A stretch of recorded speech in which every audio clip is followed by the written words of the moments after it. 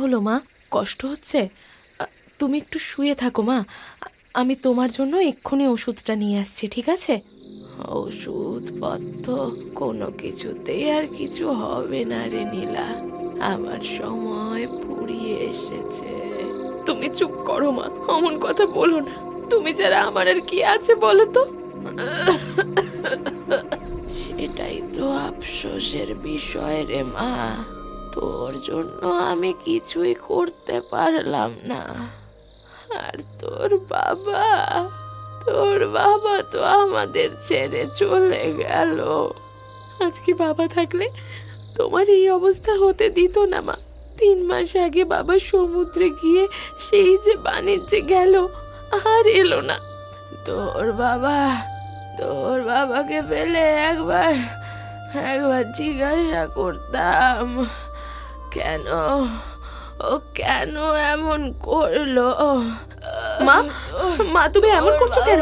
মা তোমার কষ্ট হচ্ছে? মা, ও মা বলো না। মা চোখ খোলো। মা।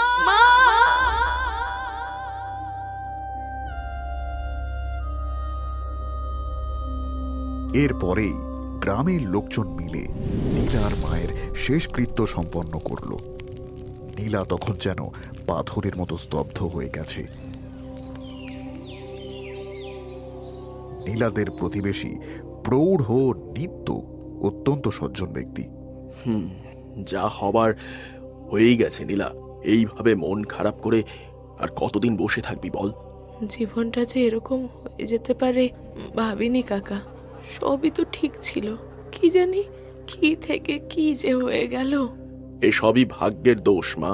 যাই হোক, তোর বাবার সম্পত্তি বা কাজ কারবার নিয়ে কিছু কি ভেবেছিস তুই? এসব নিয়ে ভাবার সময় আমার নেই কাকা। আমার এখন একটাই উদ্দেশ্য, বাবাকে খুঁজে বের করা। কি বলছিস কি নীলা? তোর বাবা কোথায় তুই জানবি কি করে? সে যে 4 মাস আগে জাহাজ নিয়ে বাণিজ্য করতে গেছিল, তারপর থেকে তো আর কোনো খবরই নেই তার। জানি না কাকা, কিন্তু জানতে হবে। অনেক প্রশ্নের উত্তরের সন্ধান করতে হবে যে। আজ থেকে এই সব কিছুর ভার আমি তোমার কাছে সঁপে দিলাম কাকা। এই বলেই নীলা পর্যাপ্ত পরিমাণে টাকা পয়সা সঙ্গে নিয়ে বাবার সন্ধানে সমুদ্রে পাড়ি দিল।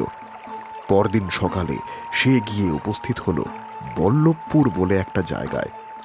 নীলা জাহাজ থেকে নিচে নেমে হতভম্ব হয়ে চারিদিকে তাকাতে লাগলো।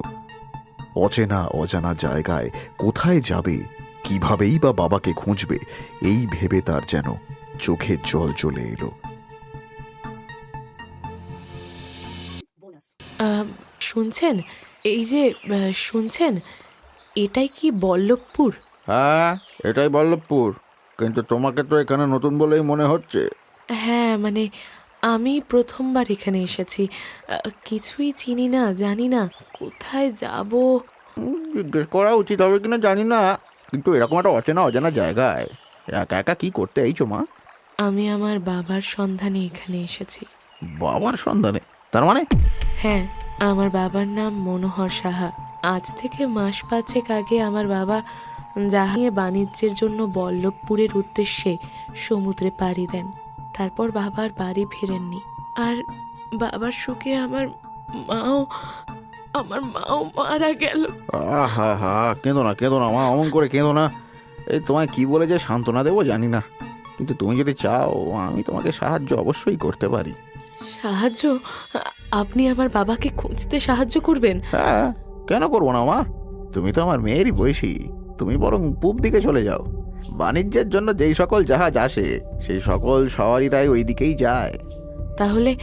তাহলে আমি সেদিকে গিয়ে খোঁজ করলেই বাবার সন্ধান পাবো। বলুন, আপনাকে আমি যে কি বলে ধন্যবাদ দেব আমি সত্যি জানি না। এ কি বলছো মা? এটা ধন্যবাদের কি আছে? আমিও তোমার সঙ্গে যেতে পারতুম, কিন্তু আমার একটা বিশেষ কাজ রয়েছে, তাই আর কি।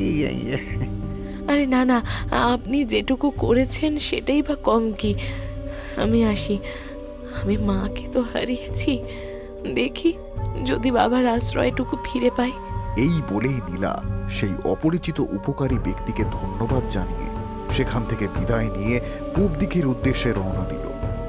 সেখানে পৌঁছে এসে গ্রামের ভেতরে যথাসম্ভব বাবার খোঁজ করতে লাগলো, কিন্তু সারাদিন কেটে গেলেও বাবার কোনো খোঁজ পেল না। তখন দিন ফুরিয়ে সন্ধ্যা নামছে দেখে নীলা মনে মনে বলল, দিন ফুরিয়ে রাত নামলো, কিন্তু বাবার কোনো খোঁজ পেলাম না। এখন রাতটুকু সরাইখানায় আশ্রয় নিতে হবে, নইলে এই বিদেশ বিভুঁইয়ে একা বাইরে থাকাটা নিরাপদ হবে না। এই যে শুনছেন, আমি এখানে নতুন, আজ রাতটা আমি এখানে থাকতে চাই। কত ভাড়া লাগবে যদি বলেন? তুমি নিশ্চিন্তে এখানে থাকতে পারো, ভাড়া নিয়ে একদম ভেবো না। না না, তা কি করে হয়? আপনিও তো ব্যবসা করেই সংসার চালাচ্ছেন, আপনি বলুন না কত ভাড়া। আরে তুমি অত চিন্তা করো না মেয়ে, যাবার আগে তুমি আমায় খুশি করে দিও, তাহলেই হবে। কেমন? বেশ, ঠিক আছে, তাই হবে।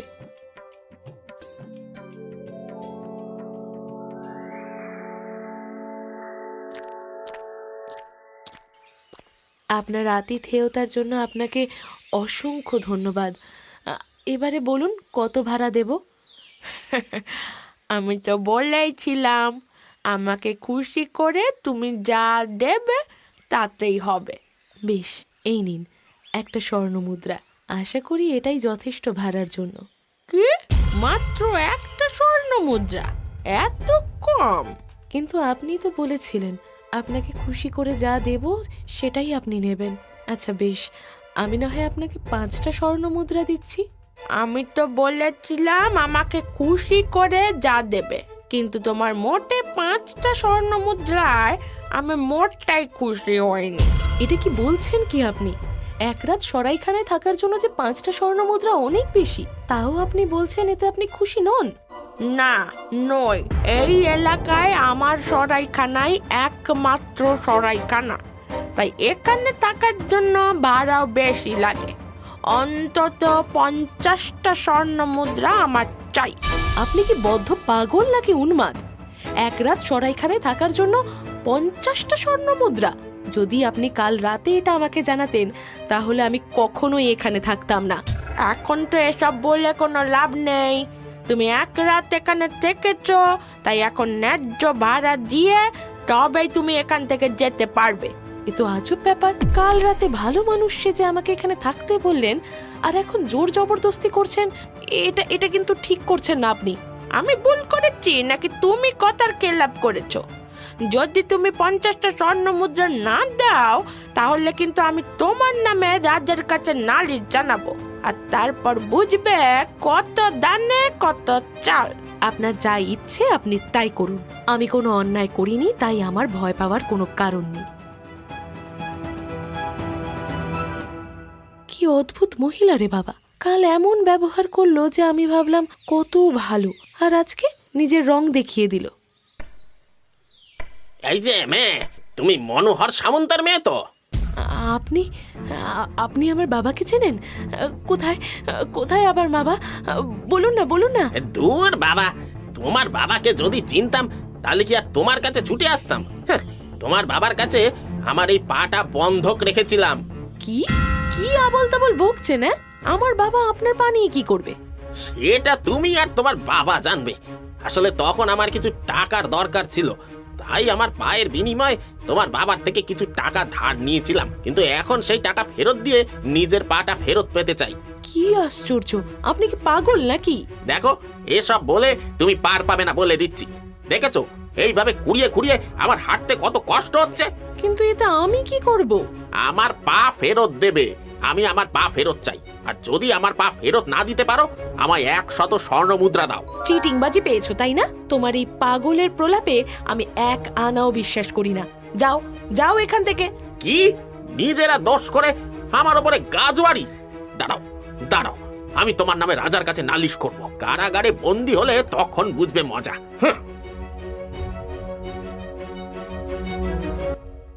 হে ভগবান, এই কোন ঠগের দেশে এসে পড়লাম? এদিকে বাবাকে খুঁজে পাচ্ছি না, আর এরা আমাকে পাগল করে দিচ্ছে। এবার যে কি করি?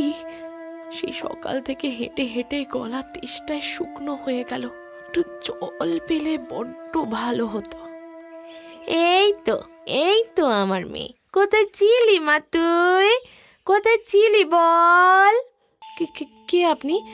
আমি তো আপনাকে চিনি না। চিনবি কি করে? মনোহর সাহা কি আমার পরিচয় কখনো কাউকে দিয়েছে? সব সময় আমাকে আড়ালে রেখেছে। কি বলছেন কি আপনি? আপনি আমার বাবাকে চিনলেন কি করে? আর আর আপনিই বা কে? আমি তো তোর আরেকটা মা। তোর বাবা লুকিয়ে আমাকে বিয়ে করেছিল। এই বল্লভপুরেই সে আমার সাথে সংসার পেতেছিল। মিথ্যে মিথ্যে মিথ্যে মিথ্যে, এটা অসম্ভব। আমরা থাকতে আমার বাবা কখনো এমন কাজ করতে পারে না, কখনো না। তুই মিথ্যে বললেই তো আর সত্যিটা মিথ্যে হয়ে যাবে না। তোর বাবার সম্পত্তিতে আমারও সমান ভাগ আছে। তোর কাছে যা টাকা আছে সব আমায় দিয়ে দে। কখনো না। তোমরা সকলে মিলে আমাকে ঠকানোর জন্য এসব করছো, তাই না? তোমরা সকলে মিশে রয়েছো। হ্যাঁ হ্যাঁ, তোমরা ঠগ। আমরা ঠগ নাকি তোর বাবা ঠগ? তোর কপালে এবার দুঃখ আছে। আমি তোর নামে রাজার কাছে নালিশ জানাবো, তোকে শুলে চড়াবো। নীলা কিছু উত্তর না দিয়ে কিছুটা এগিয়ে যেতেই হঠাৎই কোথা থেকে যেন তিনজন পেয়াদা এসে তাকে ঘিরে ধরল। নীলার চোখ যেন জলে ভরে এলো। ভয়ে আতঙ্কে সে তাকাতেই পেয়াদা কড়া সুরে বলল, তোমার নামে রাজার কাছে 3 জন নালিশ জানিয়েছে, তোমাকে বন্দি করা হবে। চলো। আমি আমি আমি আমি আমি কিছু করিনি। বিশ্বাস করো, আমি কিচ্ছু করিনি। ওরা ওরা মিথ্যে বলছে। সেসব বিচার পরে হবে। আমাদের এখানে এটাই নিয়ম, কারোর নামে নালিশ হলে আগে তাকে কারাগারে বন্দি করা হয়, তারপর অন্য কথা। নিয়ে চলো ওকে। পেয়াদারা নীলাকে টানতে টানতে কারাগারে নিয়ে গিয়ে বন্ধ করে দিল। হে ঈশ্বর, এ কি বিপদে ফেলে আমায়। ভেবেছিলাম বাবাকে খুঁজে তাকে নিয়ে বাড়ি ফিরবো, কিন্তু এখানে সেই ঠগ জোচ্চরদের পাল্লায় পড়ে এসব কি হয়ে গেল। নীলা, নীলা মা, এটা কি তুই? এ কি? এটা যে বাবার গলার আওয়াজ। না না না, তা কি করে সম্ভব?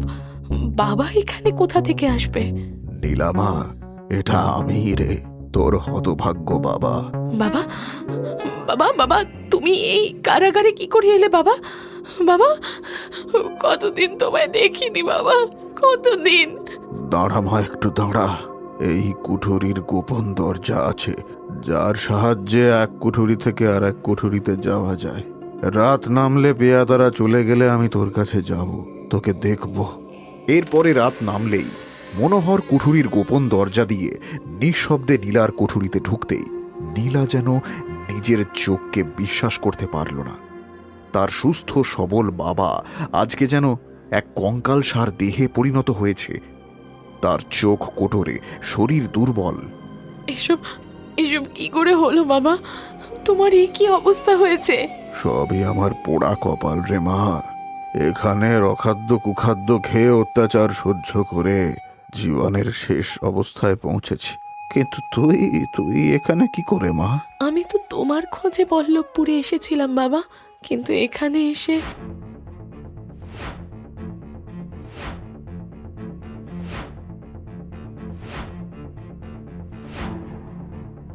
এ কি বলছিস মা?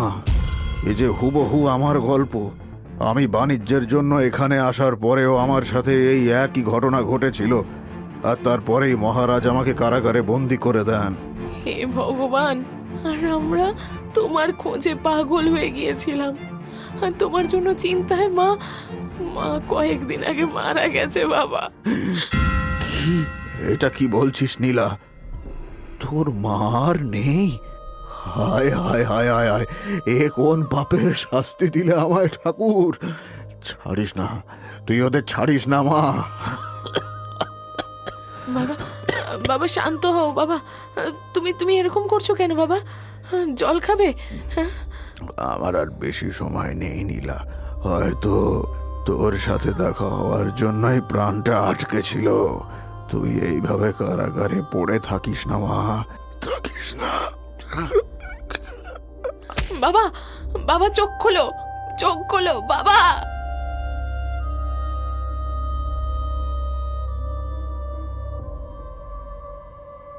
এর দুদিন পরে নীলাকে যখন মহারাজের সামনে হাজির করা হলো, তখন নীলার মুখ যেন দৃঢ় প্রতিজ্ঞ। নীলা দেখল রাজসভায় সেই 3 জন ঠগ রয়েছে যারা তাকে ঠকিয়েছিল। নীলা ঢুকতেই সেই সরাইখানার মহিলা চিৎকার করে বলে উঠল, মহারাজ, এই মেয়েটা একটা জোচ্চোর, একটা মিথ্যাবাদী। ও এক রাত আমার সরাইখানায় ছিল, বিনিময়ে আমি ওকে আমায় খুশি করতে বলেছিলাম, কিন্তু ও সেটা করেনি। আপনি ওকে কঠিনতর শাস্তি দিন। এই যে মেয়ে, সত্যি করে বলো তো তুমি এরকম করেছ? মহারাজ, ক্ষমা করবেন, কিন্তু এই ভদ্র মহিলা তো আমাকে খুশি করার সুযোগই দেননি। তার মানে?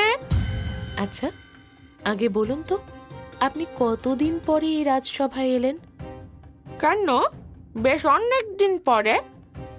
তা আজকে এই রাজসভায় এসে রাজামশাইকে সচক্ষে দেখে আপনার কেমন লাগছে বলুন তো? এ কি কথা? মহারাজকে চোখের সামনে দেখে আনন্দই তো হবে। মন অত্যধিক খুশিতে ভরে উঠেছে। আর আপনার এই সৌভাগ্য তো আমার জন্যই হলো বলুন।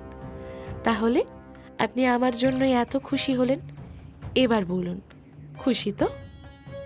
হ্যাঁ, মানে সে কি, মানে সত্যি তো, এই মেয়ে তো একদম সঠিক কথাই বলেছে। এই অভিযোগকারিনীর অভিযোগ থেকে তুমি মুক্ত হলে। এবারে পরের জন এসো দেখি।